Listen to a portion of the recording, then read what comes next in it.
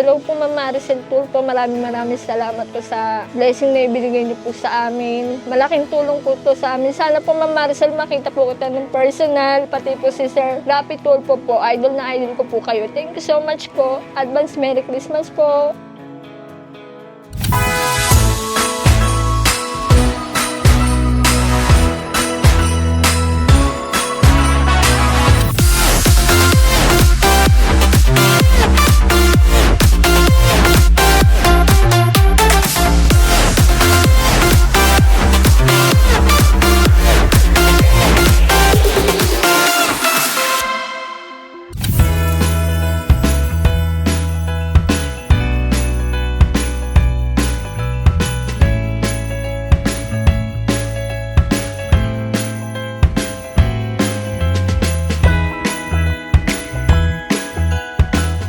Ako po si Angeline de Guzman, 33 years old po, nakatira po sa Dampalit, Malabon City. Sa ngayon po, tinda-tinda po ng mga short. Pero ngayon po, ma'am, wala po. Tuwing Sabado, Linggo lang po kasi po ako nagtitinda. Ilang taon na po yung mga anak? Yung panganay ko po 15 years old, yung pangalaw po 13, yung pangatlo po 10 years old po. Tapos yung pang-apat po 7, yung pang-lima ko po yung PWD po. Magli-5 taon na po. Yung bunso po magti 3 years old. Ano pong pinagkakaabalahan po ni Mr. sa buhay? Isa pong tricycle driver po ang aking asawa. Yung pagiging tricycle driver po ba ng asawa niya, ma'am, napagkakasya po ba yun sa pang-araw-araw niyo sa buhay? Yung problema namin sa araw-araw po, yung kita po kasi hindi po talaga sumasapat. Kulang pa po, minsan nga po, nagtitiis kami, minsan agahan, tanghalian, wala po talaga. Inaantay pa po namin siya bago uwi sa bahay, makabili po ng bigas at ulam. Paano niyo po nailalarawan yung buhay niyo po bilang isang anak? Na may isa po kayong anak na may PWD po. Mahirap po, ma'am. Sobrang hirap po kasi yung anak ko pong PWD po talagang alagain po. Pwede niyo po bang ikwento yung anak niyo po na may PWD po? Nag-start po kasi yan, ma'am, nung pinanganak ko po siya, ma'am, sa bahay lang po, ma'am. Nasalo lang po siya ng asawa ko, and then nung sinugod na po ako sa ospital, doon na po siya nasimulan lumabas po talaga. Tapos nung 2 weeks na po kami sa bahay, ma'am, akala ko po si Princess po, natutulog lang po lang normal. Tapos nung ginigising po namin siya, ayaw po talaga niya gumising. Nung dinala po namin siya sa PCMC po, doon po namin nalaman na comatose po pala siya. Nagkaroon na po siya ng pagmamaga sa bumbunan niya. Tapos nagkaroon po siya ng pagdulugo sa utak po. Kaya po naging ganyan siya. Sa araw-araw po na pag-aalaga, mahirap po talaga, ma'am, kasi kailangan po talaga nakapokus po sa kanya. May mga araw po ba na pakiramdam niyo po, hindi niyo na po kaya? Sino pa ang nagpapabalik ng lakas niyo po kapag nararamdaman niyo po na paminsan na gusto niyo nang sumuko? Opo, may time po talaga. Minsan nga po madalas. Minsan po parang feeling ko meron po akong anxiety po. Madalas ko pong nararamdaman. Yung asawa ko lang po, yan. Tapos yung mga kaibigan ko po na nakakausap po. Ano po yung isang sitwasyon po na hindi niyo po nalilimutan dahil sobrang hirap po para sa inyo bilang isang Para sa akin po yung pinakamahirap po na yung palalayasin ko po sa tinitirang mong bahay. Yung madalas po namin yung maranasan, ma'am. Kasi hindi po maiwasan, nakakapusin ka po. Wala kang pambayad, ganyan.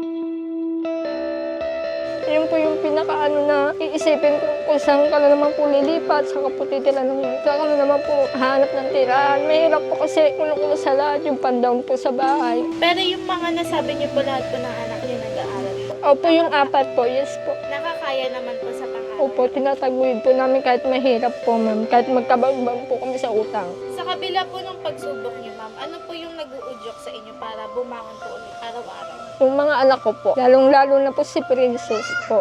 Paano niyo po hinaharap po yung mga gastos at pangangailangan niyo po? Lalo na po, syempre may anak po kayo na kailangan ng gamot dahil po may special needs po siya. Kasi po, ma'am, sa totoo lang, yung mga gastusin po namin, ma'am, hindi po talaga as in sumasapat. Kaya nakukuha po namin mangutang. Minsan kapit patalim na rin po, ma'am, para lang po mabuhay. Para lang po mapag-aral po yung mga bata. May bigay yung mga pangangailangan po ni Princess. Ano po yung madalas niyo pong dasal o hiling para sa ano? Isa lang naman po, ma'am, gusto ko po sana gumaling na po si Princess. Yun po yung hiling ko sa ngayon darating na birthday po niya. Ilan po ang birthday? November 25 po, sana makita ko po si Rapi Tulfo at si Ma'am Maricel. Ano pong gusto niyo pong sabihin sa pamilya niyo po? Lalo na po ngayon na nanalo po kayo ngayon sa Haka Challenge sa Rizal. Ang masasabi ko lang po sa pamilya ko, pagsisikapan po namin ay taguyod po yung binigay niyo pong panganap buhay sa amin. Kasi malaking tulong po yun. Malaking tulong po talaga sa amin. Matagal na po talagang pangarap ko ito, ma'am. Matagal na po talaga. Ito po, natupad na. Kaya tuwan-tuwa po talaga ako kasi may pagkukunan na po kami ng pang-araw-araw. Kasi yung asawa ko po sa totoo lang, wala po masyadong kinikita po. Sa pagtatricycle, minsan yung 300, pinagkakasya lang po namin. May papayo po kayo sa ibang nanay na may anak din pong may special needs at dumadaan din po sa parehong hirap, ma'am.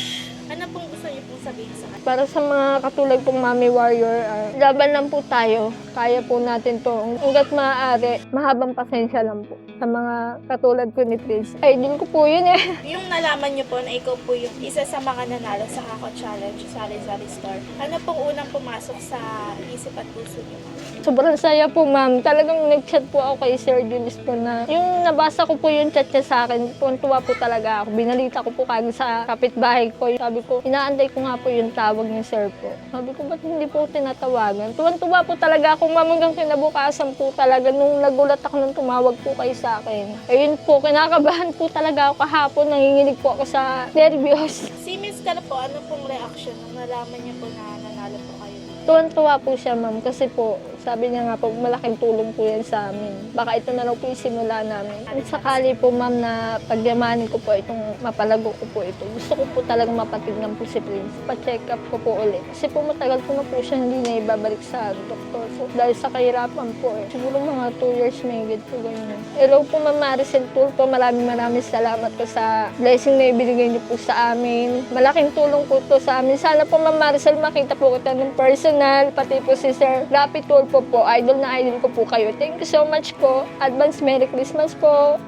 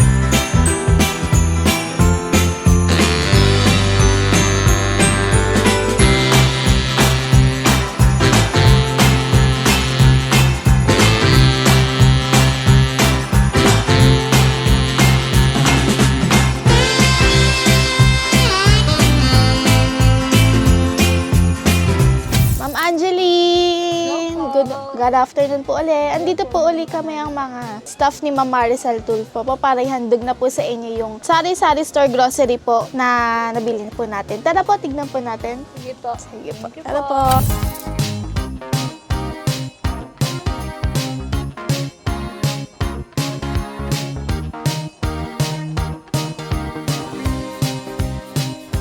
Hello po, Ma'am Maricel Tulfo. Thank you so much po sa blessing na ipinagkaloob niyo po sa amin. Sisikapin po namin palaguin to dahil para po sa mga anak po namin. Sana po mas marami pa po kayong matulungan na katulad po namin. At sana po, Ma'am Maricel Tulfo, mamit ko po kayo ng personal at si Sir Rapi Tulfo po. Thank you so much po. Advance Merry Christmas po. Thank you po.